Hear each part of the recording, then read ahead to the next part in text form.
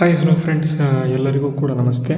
ನಿಮಗೆಲ್ಲರಿಗೂ ಕೂಡ ಗೊತ್ತಿದೆ, ಪೊಲೀಸ್ ಕಾನ್ಸ್ಟೇಬಲ್ ಪರೀಕ್ಷೆಗೆ ನಮ್ಮ ಒಂದು ಚಾನಲ್ನಲ್ಲಿ ನಿಮಗೆ ಕಂಟಿನ್ಯೂಸ್ ಆಗಿ ತರಗತಿಗಳು ಸಿಗ್ತಾ ಹೋಗ್ತವೆ. ಅದಕ್ಕೆ ಸಂಬಂಧಪಟ್ಟಂತೆ ಈಗ ನಾವೇನಪ್ಪ ಮಾಡ್ತಿದ್ದೇವೆ ಅಂತ ಅಂದರೆ, ಈ ಒಂದು ಪೊಲೀಸ್ ಕಾನ್ಸ್ಟೇಬಲ್ಗೆ GK ತರಗತಿಗಳನ್ನು ಮಾಡ್ಕೊಳ್ತಾ ಹೋಗ್ತಾ ಇದ್ದೇವೆ. ಪ್ರತಿದಿನ 50 ಕ್ವಶನ್ಸ್ಗಳು ನಿಮಗೆ ಯೂಸ್ ಆಗಲಿ ಅಂತ ನಾವು ಪ್ರತಿದಿನ 50 ಕ್ವಶನ್ಸ್ಗಳನ್ನ ಏನು ಮಾಡ್ತಿದ್ದೇವೆ, ನಿಮಗೆ ಕೊಡ್ತಾ ಹೋಗ್ತಾ ಇದ್ದೇವೆ. ಓಕೆನಾ? ಅದಕ್ಕಾಗಿ ವಿಡಿಯೋನ ಸ್ಕಿಪ್ ಮಾಡದೆ ಸಂಪೂರ್ಣವಾಗಿ ನೀವೇನು ಮಾಡಬೇಕು, ನೋಡ್ಕೊಳ್ತಾ ಹೋಗಬೇಕು. ಕೊನೆಯಲ್ಲಿ ಒಂದು 2ರಿಂದ 3 ಕ್ವಶನ್ಸ್ ನಿಮಗಾಗಿ ಅಂತಲೇ ಕೊಡ್ತೇನೆ. ಅದಕ್ಕೆ ಸರಿಯಾದ ಉತ್ತರವನ್ನು ನೀವು ಕಾಮೆಂಟ್ ಬಾಕ್ಸ್ ಮೂಲಕ ಕಮೆಂಟ್ ಮಾಡಿ ನೆಕ್ಸ್ಟು ಓದ್ಕೋಬೇಕು ಅಂತ ಇಲ್ಲಿ ಹೇಳ್ತೇನೆ. ಓಕೆನಾ? ಈಗ ಡೈರೆಕ್ಟಾಗಿ ನಾನೇನಪ್ಪ ಹೇಳ್ತೇನೆ ಅಂತ ಅಂದರೆ, ಮೊದಲು ಈ ಒಂದು ತರಗತಿಯನ್ನು ಶುರು ಮಾಡೋದಕ್ಕಿಂತ ಮುಂಚಿತವಾಗಿ ನೀವೇನಾದರೂ ಪೊಲೀಸ್ ಕಾನ್ಸ್ಟೇಬಲ್ಗೆ ಕರೆಕ್ಟಾಗಿ ನಾನು 2 ತಿಂಗಳಲ್ಲಿ ಅಥವಾ ಒಂದು 40 ದಿನದಲ್ಲಿ ಕಂಪ್ಲೀಟಾಗಿ ನಾನು ಓದಿ ಮುಗಿಸ್ಕೊಂಡು ನಾನು ಎಕ್ಸಾಮ್ ಬರೀಬೇಕು ಅಂತ ಅಂದ್ಕೊಂಡಿದ್ರೆ, ನಿಮಗೆ 40 to 45 ಡೇಸಲ್ಲಿ ನಾವು ಏನು ಕಂಪ್ಲೀಟಾಗಿ ಓದೋ ರೀತಿಯಲ್ಲಿ ಒಂದು ನೋಟ್ಸನ್ನು ನಾವು ಪ್ರೊವೈಡ್ ಮಾಡ್ತೇವೆ. ನಿಮಗೆ ಆ ಒಂದು ಬ್ಯಾಚ್ನಲ್ಲಿ ಟೋಟಲಾಗಿ 501 ರೂಪಾಯಿಗಳನ್ನು ನೀವು ಅಮೌಂಟನ್ನು ಪೇ ಮಾಡಿ ಆ ಒಂದು ಬ್ಯಾಚನ್ನು ಪಡ್ಕೋಬೋದಾಗಿರ್ತದೆ. ಈ ಒಂದು ಬ್ಯಾಚ್ ಏನಿದೆ, ಈಗ ಇತ್ತೀಚೆಗೆ ಗ್ರಾಮ ಆಡಳಿತಾಧಿಕಾರಿ ಹುದ್ದೆಗಳಿಗೂ ಕೂಡ ಯೂಸ್ ಆಗೋ ರೀತಿಯಲ್ಲಿ ನಾವು ಮಾಡಿದ್ದೇವೆ. ಅದಕ್ಕಾಗಿ ಈ ಒಂದು ಬ್ಯಾಚಲ್ಲಿ ನಿಮಗೆ history, polity, economics, geography, science ಮತ್ತು ಇಲ್ಲಿ ಕರೆಂಟ್ ಅಫೇರ್ಸ್ 6 ಸಬ್ಜೆಕ್ಟ್ಸ್ಗಳು ನಿಮಗೆ ಸಂಪೂರ್ಣವಾಗಿ ಸಿಗ್ತಾ ಹೋಗುತ್ತೆ. ಅದಕ್ಕಾಗಿ ಈ ಒಂದು ಬ್ಯಾಚ್ಗೆ ನಿಮಗೆ 501 ರೂಪಾಯಿಗಳನ್ನು ನಾವು ಇಟ್ಟಿದ್ದೇವೆ. ಮತ್ತು ಇಲ್ಲಿ ನಿಮಗೇನಾದರೂ ಬರೀ ಓನ್ಲಿ ಕರೆಂಟ್ ಅಫೇರ್ಸ್ ಬೇಕು ಅಂತಂದರೆ ಇಲ್ಲಿ 60 ರೂಪಾಯಿಗಳನ್ನು ಸೆಂಡ್ ಮಾಡಿ ಕರೆಂಟ್ ಅಫೇರ್ಸ್ ಮಾತ್ರ ತೊಗೋಬೋದು. ನಮಗೆ ಬರೀ ಹಿಸ್ಟ್ರಿ ಬೇಕು ಅನ್ನೋರು ಬರೀ 89 ರೂಪಾಯಿಗಳನ್ನು ಪೇ ಮಾಡಿ ತೊಗೋಬೋದು.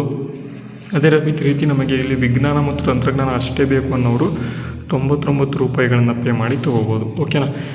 ಇದು ನಮ್ಮ ಒಂದು ಬ್ಯಾಚ್ಗಳಿಗೆ ಸಂಬಂಧಪಟ್ಟಂಥ ಮಾಹಿತಿ. ಯಾರಿಗಾದರೂ ಇಷ್ಟ ಆದರೆ ತೊಗೊಳ್ಳಿ. ಯಾಕೆ ಅಂತ ಅಂದರೆ ಇವೆಲ್ಲವೂ ಕೂಡ ಯೂಸ್ ಆಗೋ ರೀತಿಯಲ್ಲಿ ನಾವು ಮಾಡಿದ್ದೇವೆ. ಮತ್ತು ಇಲ್ಲಿ ಮೊದಲು ನೀವು ಕ್ಲಾಸನ್ನು ಕೇಳಿದ ನಂತರ ನೀವೇನು ಮಾಡಿ ಅಂತಂದರೆ ಈ ಒಂದು ಬ್ಯಾಚನ್ನು ತೆಗೆದುಕೊಳ್ತಾ ಹೋಗಿ ಅಂತ ಹೇಳ್ತಾ, ಈಗ ಡೈರೆಕ್ಟಾಗಿ ತರಗತಿಯನ್ನು ನೋಡ್ಕೊಳ್ತಾ ಹೋಗೋಣ. ತುಂಬ ಇಂಪಾರ್ಟೆಂಟ್ ಆಗಿರ್ತಕ್ಕಂಥ ತರಗತಿ ಇದೆ. ಈಗ ಬನ್ನಿ, ಮೊದಲನೇ ಪ್ರಶ್ನೆ ಏನಪ್ಪ ಅಂತ ಅಂದರೆ, ಮೊದಲನೇ ಪ್ರಶ್ನೆ ಈ ರೀತಿಯಾಗಿದೆ. ತಾಳಿಕೋಟೆ ಅಥವಾ ರಕ್ಕಸ ತಂಗಡಗಿ ಕದನದಲ್ಲಿ ವಿಜಯನಗರದ ಸೈನ್ಯಕ್ಕೆ ನಾಯಕತ್ವ ವಹಿಸಿದ್ದವರು ಯಾರು ಅಂತ ಪ್ರಶ್ನೆ ಕೇಳಿದರೆ, ಕೃಷ್ಣದೇವರಾಯ, ಸದಾಶಿವರಾಯ, ರಾಮರಾಯ ಮತ್ತು ಅಚ್ಯುತರಾಯ ಅಂತ ಇಲ್ಲಿ ಕೊಟ್ಟಿದ್ದಾರೆ. ಇದಕ್ಕೆ ಸರಿಯಾದ ಉತ್ತರವನ್ನು ನೀವು ನೋಡೋದಾದರೆ ಆಪ್ಷನ್ಲಿ ಸಿ ರಾಮರಾಯ. ಇವನು ಸದಾಶಿವರಾಯನ ಒಂದು ಅಳಿಯ ಆಗಿರ್ತಾನೆ. ಆಪ್ಷನ್ ಸಿ, ಇವನು ನಾಯಕತ್ವವನ್ನು ವಹಿಸ್ತಾನೆ, ಇವನು ಸೋಲ್ತಾನೆ. ಓಕೆನಾ?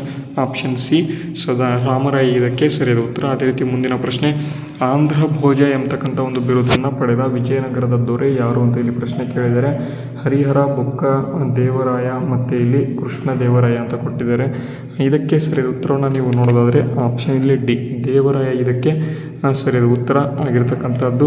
ಅದೇ ರೀತಿ ನಾವು ಮುಂದಿನ ಒಂದು ಪ್ರಶ್ನೆಯನ್ನು ನೋಡೋದಕ್ಕೆ ಹೋಗೋದಾದರೆ ಈ ರೀತಿಯಾಗಿ ಮುಂದಿನ ಪ್ರಶ್ನೆ ಇದೆ. ಬಹುಮನಿ ಸುಲ್ತಾನರ ಆರಂಭಿಕ ರಾಜಧಾನಿ ಯಾವುದು ಅಂತ ಇಲ್ಲಿ ಪ್ರಶ್ನೆ ಕೇಳಿದರೆ, ಬಿಜಾಪುರ, ಗುಲ್ಬರ್ಗ. ಓಕೆ ನೋಡಿ, ಬಿಜಾಪುರ, ಗುಲ್ಬರ್ಗ, ಬೇಲೂರು ಮತ್ತು ರಾಯಚೂರು ಅಂತ ಇದ್ದಾವೆ. ಇದಕ್ಕೆ ಸರಿಯಾದ ಉತ್ತರ ಗುಲ್ಬರ್ಗ ಮೊದಲ ರಾಜಧಾನಿ ಆಗಿತ್ತು. ಅದಾದ ಮೇಲೆ ಅವರು ಬೀದರ್ಗೆ ಇಲ್ಲಿ ಏನಪ್ಪ ಮಾಡ್ತಾರೆ ಅಂತ ರಾಜಧಾನಿಯನ್ನು ಚೇಂಜ್ ಮಾಡ್ತಾರೆ, ಮತ್ತು ಬಿಜಾಪುರಕ್ಕೂ ಕೂಡ ಚೇಂಜ್ ಮಾಡ್ತಾರೆ. ಓಕೆನಾ? ಅದೇ ರೀತಿ ಬನ್ನಿ ಮುಂದಿನ ಪ್ರಶ್ನೆ, ಅಂಬಾವಿಲಾಸ ಎಂಬತಕ್ಕಂಥ ಕರೆಯಲ್ಪಡ್ತಕ್ಕಂಥ ಪ್ರಸಿದ್ಧ ಅರಮನೆ ಯಾವುದು ಅಂತ ಇಲ್ಲಿ ಕೇಳಿದರೆ, ಬೆಂಗಳೂರು, ಮೈಸೂರು, ಶ್ರೀರಂಗಪಟ್ಟಣ, ಬಳ್ಳಾರಿ ಕೋಟೆ ಅಂತ ಕೊಟ್ಟಿದ್ದಾರೆ.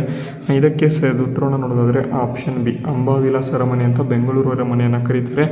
ಆಪ್ಷನ್ ಬಿ ಸರಿಯಾದ ಉತ್ತರ. ಅದೇ ರೀತಿ ಮುಂದಿನ ಪ್ರಶ್ನೆ, ಭಾರತ ಸ್ವಾತಂತ್ರ್ಯ ಚಳುವಳಿಯಲ್ಲಿ ಭಾರತದಲ್ಲಿ ಮಹಿಳೆ ಎಂದು ಪ್ರಸಿದ್ಧರಾದವರು ಯಾರು ಅಂತ ಇಲ್ಲಿ ಪ್ರಶ್ನೆ ಕೇಳಿದರೆ, ಭಾರತದಲ್ಲಿ ಮಹಿಳೆ ಎಂಬತಕ್ಕಂಥದ್ದು ಸರೋಜಿನಿ ನಾಯ್ಡು, ಕಸ್ತೂರ್ಬಾ ಗಾಂಧಿ, ಕಿತ್ತೂರು ರಾಣಿ ಚೆನ್ನಮ್ಮ, ಅನಿ ಬೆಸೆಂಟ್ ಅಂತ ಆಪ್ಷನ್ ಇದ್ದಾವೆ. ಇದಕ್ಕೆ ಸರಿಯಾದ ಉತ್ತರ ಆಪ್ಷನ್ ಎ, ಸರೋಜಿನಿ ನಾಯ್ಡು. ಇವರನ್ನು ಭಾರತದ ಒಂದು ಸ್ವಾತಂತ್ರ್ಯ ಚಳುವಳಿ ಭಾರತದಲ್ಲಿ ಮಹಿಳೆ ಅಂತ ಇಲ್ಲಿ ಕರೀತಾರೆ.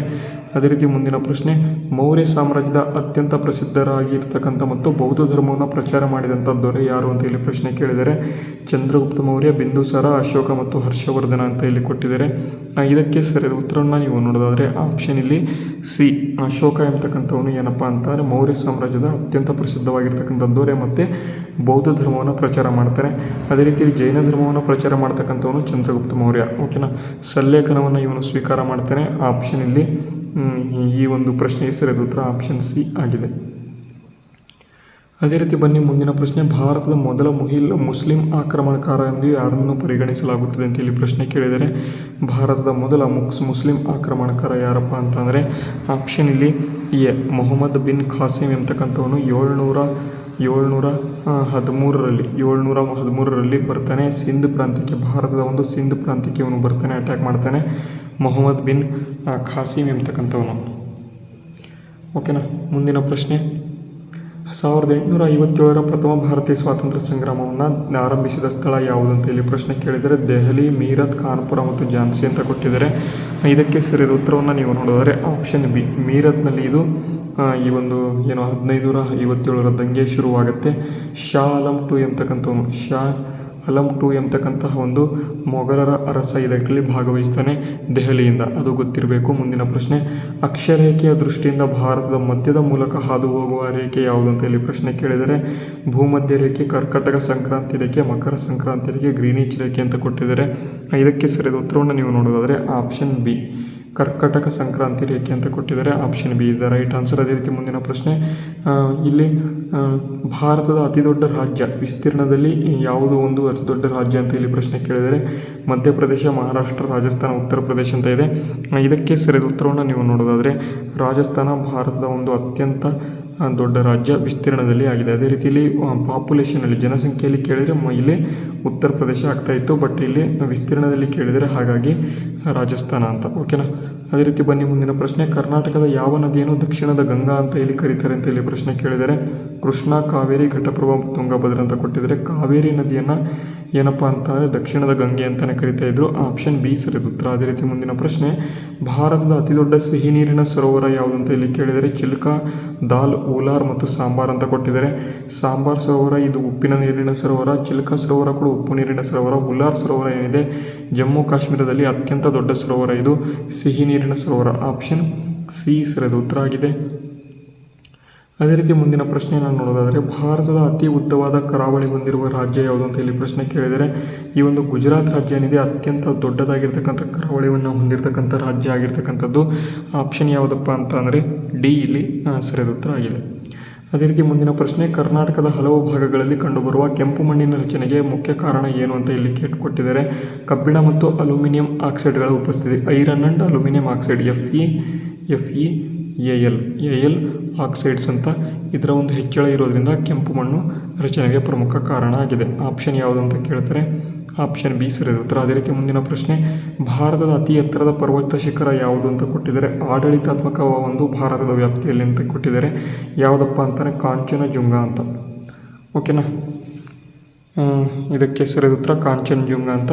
ಎಲ್ಲರೂ ಕೂಡ K2 ಅಥವಾ ಗಾಡ್ವಿನ್ ಅಷ್ಟೇ ಅಂತ ಕರಿತೀರಿ, ಆದರೆ ಇದು ತಪ್ಪಾಗ್ತದೆ. ಯಾಕಪ್ಪ ಅಂತಾರೆ ಇದು ಆಡಳಿತದಲ್ಲಿ K2 ಗಾಡ್ವಿನ್ ಅಷ್ಟೇ, ಈಗ ಪ್ರೆಸೆಂಟಾಗಿ ಅದು ಪಾಕಿಸ್ತಾನದಲ್ಲಿ ಕಂಡುಬರುತ್ತೆ. ನಮ್ಮ ಒಂದು ಭಾರತದ ಆಡಳಿತದಲ್ಲಿ ಇರ್ತಕ್ಕಂಥ ಒಂದು ಭೂಮಿಯಲ್ಲಿ ಈಗ ಪ್ರೆಸೆಂಟಾಗಿ ಕಾಂಚನಜುಂಗ ಅಂತಕ್ಕಂಥದ್ದು. ಓಕೆನಾ.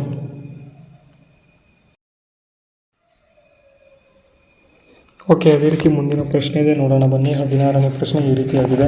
ಪಶ್ಚಿಮ ಘಟ್ಟಗಳು ಮತ್ತು ಪೂರ್ವ ಘಟ್ಟಗಳು ನೋಡಿ, ಪಶ್ಚಿಮ ಘಟ್ಟಗಳು ಮತ್ತು ಪೂರ್ವ ಘಟ್ಟಗಳು ಸಂಧಿಸ್ತಕ್ಕಂಥ ಸ್ಥಳ ಯಾವುದು ಅಂತ ಕೊಟ್ಟಿದ್ದಾರೆ. ಪಲಕ್ಕಡ್, ಶೆಂಗೊಟ್ಟೈ, ನೀಲಗಿರಿ ಬೆಟ್ಟಗಳು, ಅಣ್ಣಾಮಲೈ ಅಂತ ಇದೆ. ಇದಕ್ಕೆ ಸರಿಯಾದ ಉತ್ತರ ಯಾವುದಪ್ಪ ಅಂತಾರೆ ಆಪ್ಷನ್ ಸಿ, ನೀಲಗಿರಿ ಬೆಟ್ಟಗಳಲ್ಲಿ ಪಶ್ಚಿಮ ಬೆಟ್ಟಗಳು ಮತ್ತು ಇಲ್ಲಿ ಯಾವುದಪ್ಪ ಅಂತಂದರೆ ಪೂರ್ವ ಘಟ್ಟಗಳು. ಈ ಒಂದು ಪಶ್ಚಿಮ ಘಟ್ಟಗಳು ಮತ್ತು ಪೂರ್ವ ಘಟ್ಟಗಳು ಬಂದು ನೀಲಗಿರಿ ಬೆಟ್ಟದಲ್ಲಿ ಸಂಧಿಸ್ತವೆ. ಓಕೆನಾ. ಅದೇ ರೀತಿ ಬನ್ನಿ ಮುಂದಿನ ಪ್ರಶ್ನೆ, ಭಾರತದ ಸಂವಿಧಾನವು ಯಾವ ದಿನದಂದು ಜಾರಿಗೆ ಬಂದಿತ್ತು ಅಂತ ಇಲ್ಲಿ ಪ್ರಶ್ನೆ ಕೇಳಿದರೆ ಜನವರಿ 26, 1950ರಂದು ಜಾರಿಗೆಯನ್ನು ತೆಗೆದುಕೊಂಡು ಬರ್ತಾರೆ. ಆಪ್ಷನ್ ಇಲ್ಲಿ ಬಿ ಸರಿಯಾದ ಉತ್ತರ ಆಗಿದೆ. ಓಕೆನಾ. ಆಪ್ಷನ್ ಬಿ ಸರಿಯಾದ ಉತ್ತರ. ಈ ಒಂದು ನಮ್ಮ ಒಂದು ಭಾರತದ ಸಂವಿಧಾನ ಈ ದಿನದಂದು ಜಾರಿಗೆ ಬರುತ್ತೆ.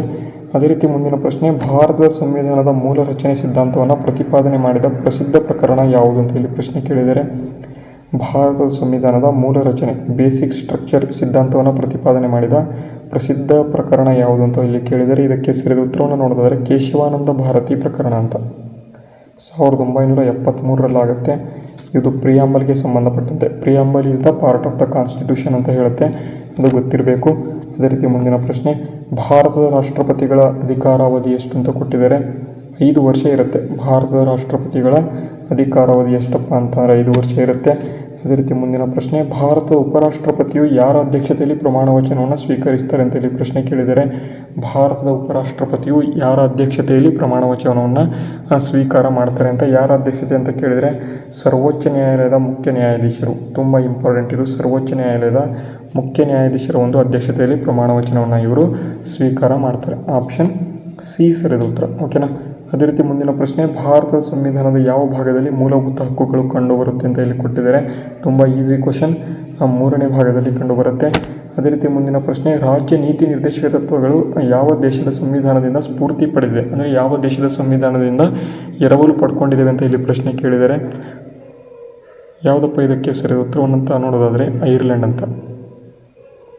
ಐರ್ಲೆಂಡ್ ಇಲ್ಲಿ ಸರಿಯಾದ ಉತ್ತರ ಆಗಿರ್ತಕ್ಕಂಥದ್ದು. ಅದೇ ರೀತಿ ಮುಂದಿನ ಪ್ರಶ್ನೆಯನ್ನು ನೋಡೋದಾದರೆ, ಭಾರತದಲ್ಲಿ ತುರ್ತು ಪರಿಸ್ಥಿತಿಯನ್ನು ಘೋಷಣೆ ಮಾಡುವ ಅಧಿಕಾರ ಯಾರಿಗಿದೆ ಅಂತ ಇಲ್ಲಿ ಪ್ರಶ್ನೆ ಕೇಳಿದರೆ, ಭಾರತದಲ್ಲಿ ತುರ್ತು ಪರಿಸ್ಥಿತಿಯನ್ನು ಘೋಷಣೆ ಮಾಡ್ತಕ್ಕಂಥ ಅಧಿಕಾರ ಯಾರಿಗಪ್ಪ ಇದೆ ಅಂತ ಅಂದರೆ ಆಪ್ಷನ್ ಸಿ, ರಾಷ್ಟ್ರಪತಿಯವರಿಗೆ ಇರುತ್ತೆ.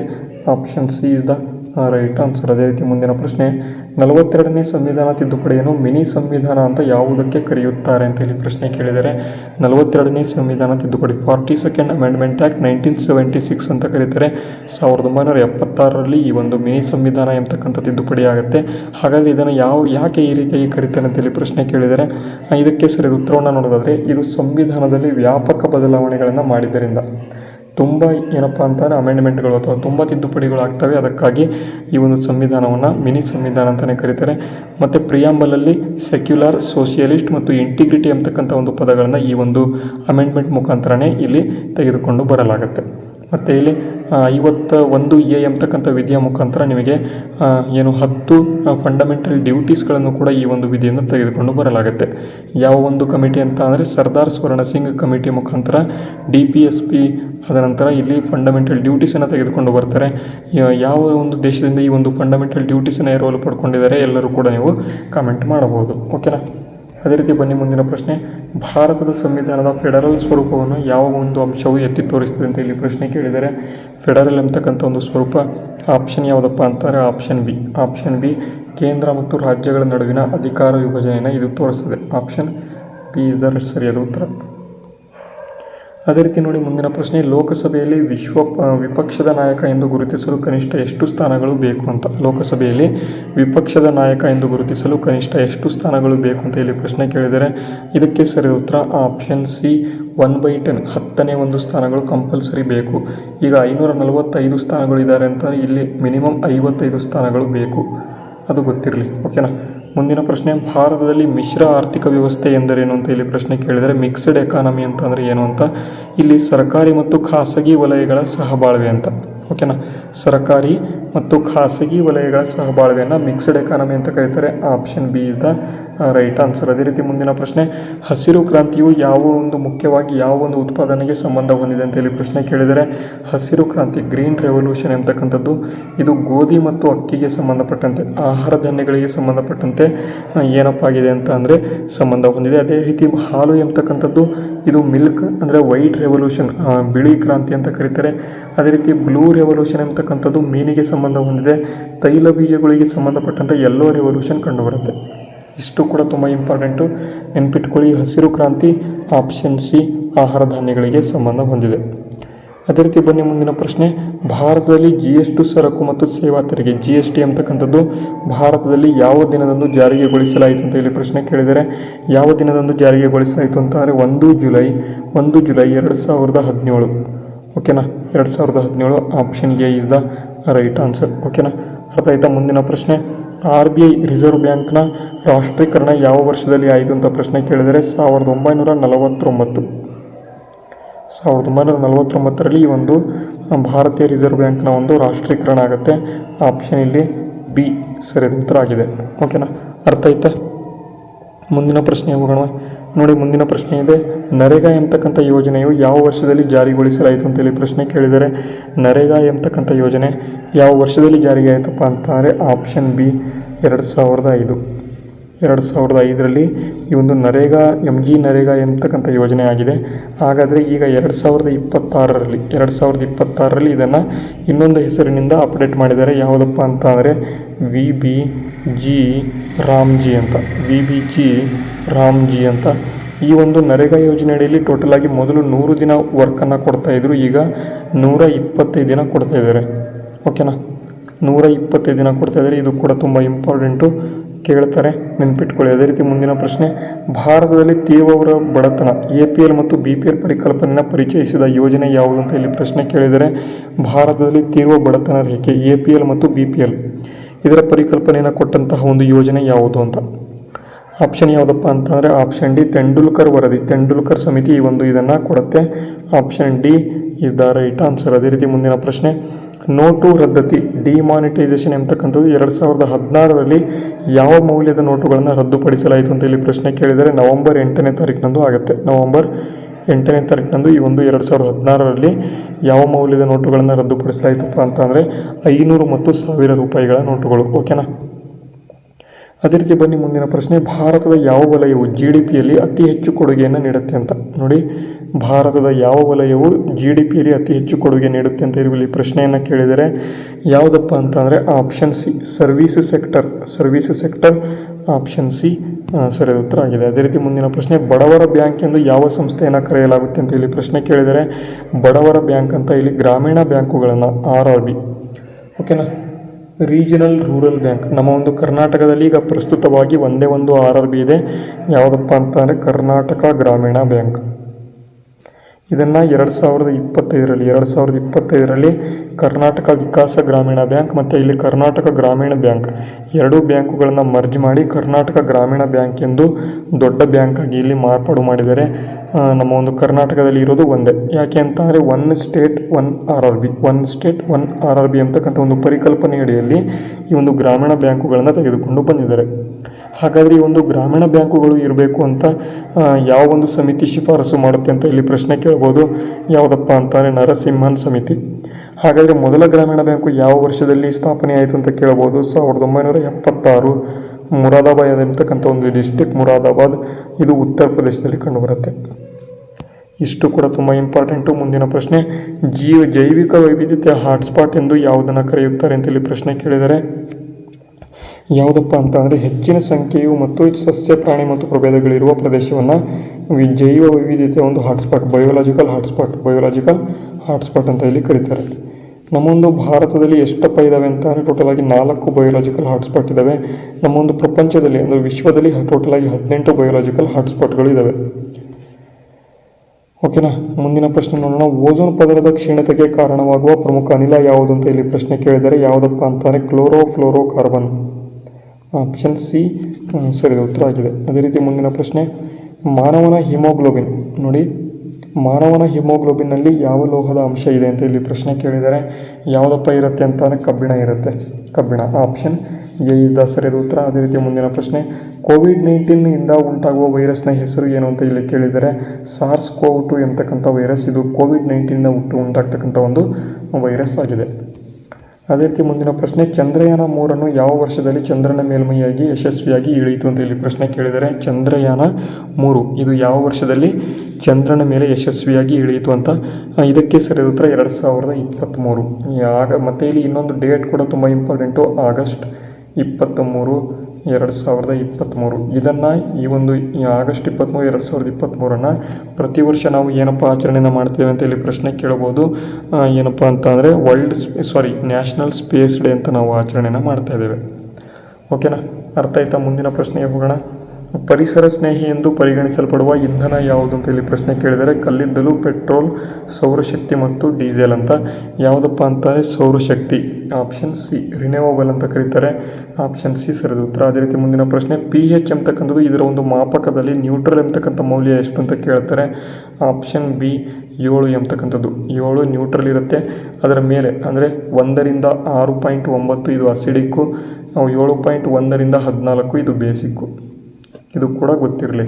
ಓಕೆನಾ. ಮುಂದಿನ ಪ್ರಶ್ನೆ, ಹಸಿರು ಮನೆ ಪರಿಣಾಮ ಗ್ರೀನ್ ಹೌಸ್ ಎಫೆಕ್ಟ್ನಲ್ಲಿ ಪ್ರಮುಖ ಪಾತ್ರ ವಹಿಸುವ ಅನಿಲ ಯಾವುದು ಅಂತ ಇಲ್ಲಿ ಪ್ರಶ್ನೆ ಕೇಳಿದರೆ ಗ್ರೀನ್ ಹೌಸ್ ಎಫೆಕ್ಟಲ್ಲಿ ಪ್ರಮುಖವಾದ ಇರತಕ್ಕಂಥ ಒಂದು ಅನಿಲ ಯಾವುದಪ್ಪ ಅಂತಾರೆ ಕಾರ್ಬನ್ ಡೈಆಕ್ಸೈಡ್, ಇಂಗಾಲದ dioxide. Option B is the right answer.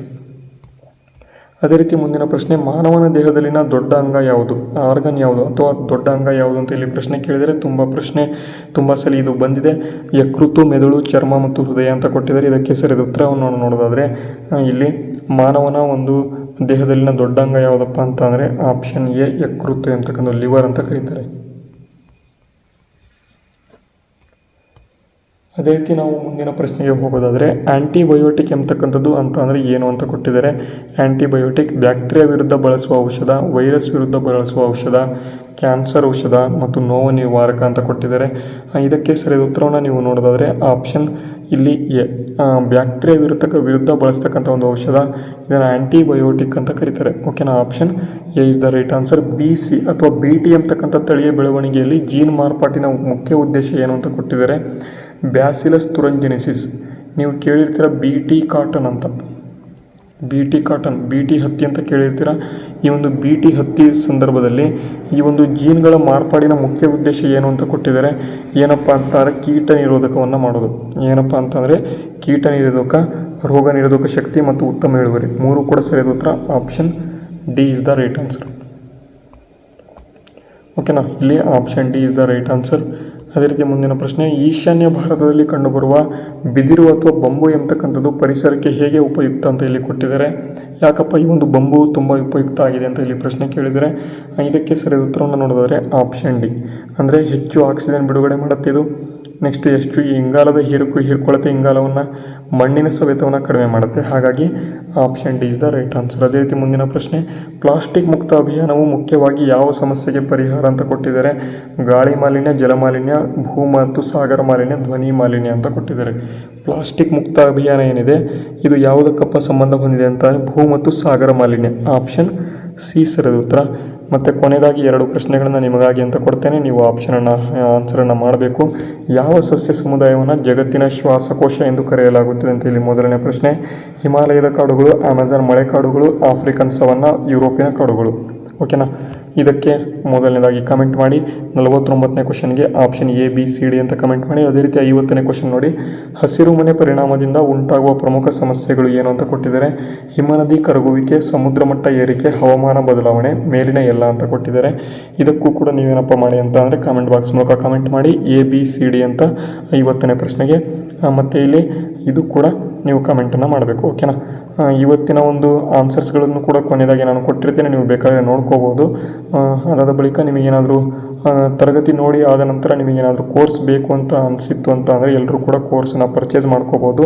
ನಿಮಗೆ ಈಗ ಸ್ಕ್ಯಾನರನ್ನು ತೋರಿಸ್ತೇನೆ, ಎಲ್ಲರೂ ಕೂಡ ಕೋರ್ಸನ್ನು ಪರ್ಚೇಸ್ ಮಾಡ್ಬೋದು. ಓಕೆನಾ, ಇಲ್ಲಿ ಕೊಟ್ಟಿರ್ತಕ್ಕಂಥ ಒಂದು ಸ್ಕ್ಯಾನರ್ ಮುಖಾಂತರ 501 ರೂಪಾಯಿಗಳನ್ನು ಕಳಿಸಿ ನಿಮಗೆ ಉದ್ಯೋಗ ಜೀವನ್ 1 ಎಂಬತಕ್ಕಂಥ ಇಮೇಲ್ ವಿಳಾಸ ಕೊಟ್ಟಿದ್ದೇನೆ.